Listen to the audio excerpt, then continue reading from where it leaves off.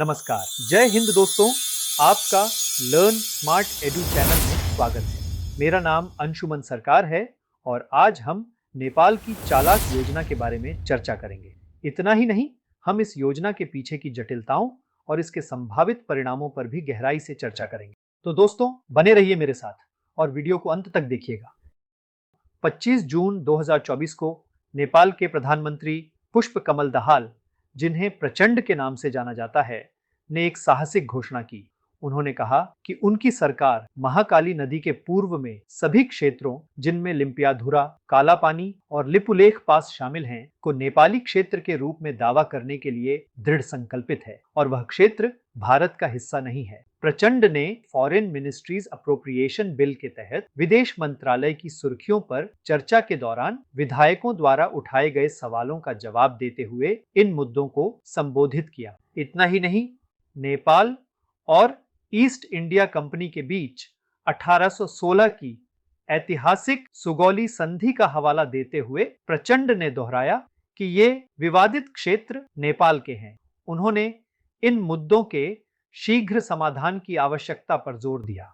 यह क्षेत्रीय दावा नया नहीं है। मई 2020 में तत्कालीन प्रधानमंत्री केपी शर्मा ओली के नेतृत्व में नेपाल ने एक नया राजनीतिक मानचित्र जारी किया, जिसमें लिपुलेख, काला पानी और लिम्पियाधुरा शामिल थे। इस कदम को नेपाली संसद द्वारा सर्वसम्मति से समर्थन मिला। उसके बाद अपने रुख को और मजबूत करते हुए नेपाल ने 3 मई 2024 को एक नया 100 रुपए का मुद्रा नोट जारी करने की घोषणा की, जिसमें इन विवादित क्षेत्रों को दर्शाया गया है। इस कार्रवाई की भारत ने तेजी से निंदा की, इसे कृत्रिम विस्तार और असमर्थनीय कहा। भारतीय विदेश मंत्री एस जयशंकर ने स्पष्ट रूप से भारत की स्थिति व्यक्त की, यह जोर देते हुए कि नेपाल के साथ सीमा चर्चाएं एक स्थापित मंच के माध्यम से होनी चाहिए।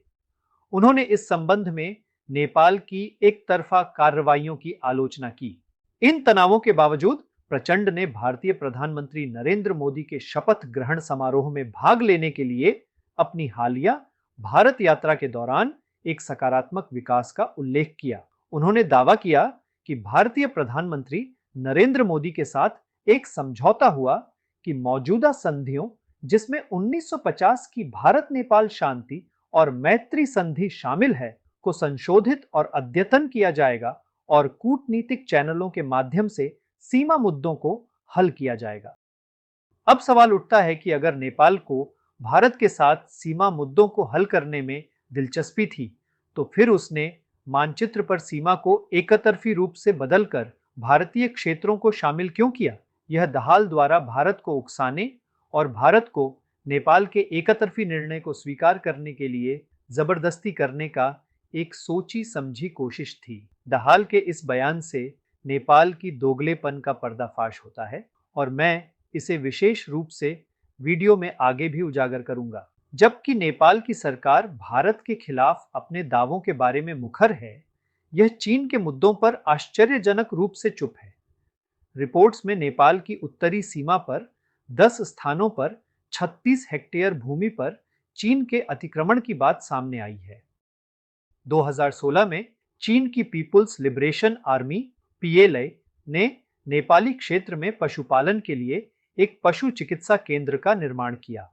इसके अलावा चीन पर निगरानी गतिविधियों, सीमा क्षेत्रों में नहरों और सड़कों के निर्माण और यहां तक कि नेपाली किसानों को अपनी मवेशियों को चराने से रोकने का भी आरोप लगाया गया है। चीन से सटे 15 में से 7 से अधिक जिलों, जिनमें दोलखा, गोरखा, दार्चुला, हुमला, सिंधुपाल्चोक, संखुआ सभा और रसुआ शामिल हैं, को चीनी अतिक्रमण का सामना करना पड़ा है। दार्चुला और गोरखा जैसे गांवों को चीन ने कब्जा कर लिया है, जिनमें रुई गांव भी शामिल है। सितंबर 2020 में चीन ने हुमला जिले की दूरस्थ सीमा पर 11 संरचनाओं का भी निर्माण किया। इन महत्वपूर्ण मुद्दों के बावजूद नेपाल के विदेश मंत्रालय ने एक कूटनीतिक चुप्पी बनाए रखी है। यह रुख, जो नेपाल की चीनी समर्थक कम्युनिस्ट पार्टी और नेपाली कांग्रेस द्वारा प्रभावित प्रतीत होता है, ने देश की उत्तरी सीमा सुरक्षा के बारे में चिंताएं बढ़ा दी हैं। नेपाल की सरकार की मजबूत प्रतिक्रिया की कमी न केवल संसद को दरकिनार करती है,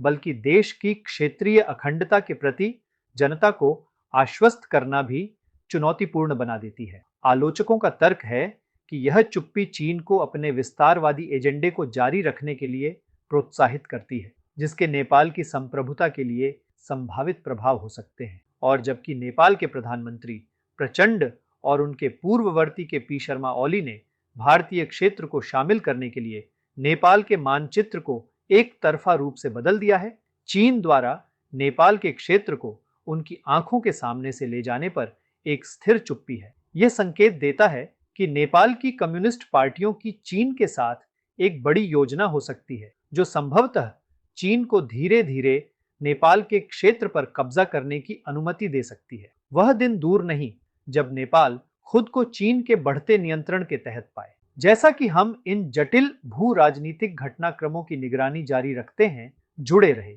इस क्षेत्र में चल रही जटिल गतिशीलता को समझने के लिए आपकी जागरूकता महत्वपूर्ण है। अगर वीडियो अच्छा लगा है तो लाइक जरूर करें और चैनल को सब्सक्राइब करना ना भूलें।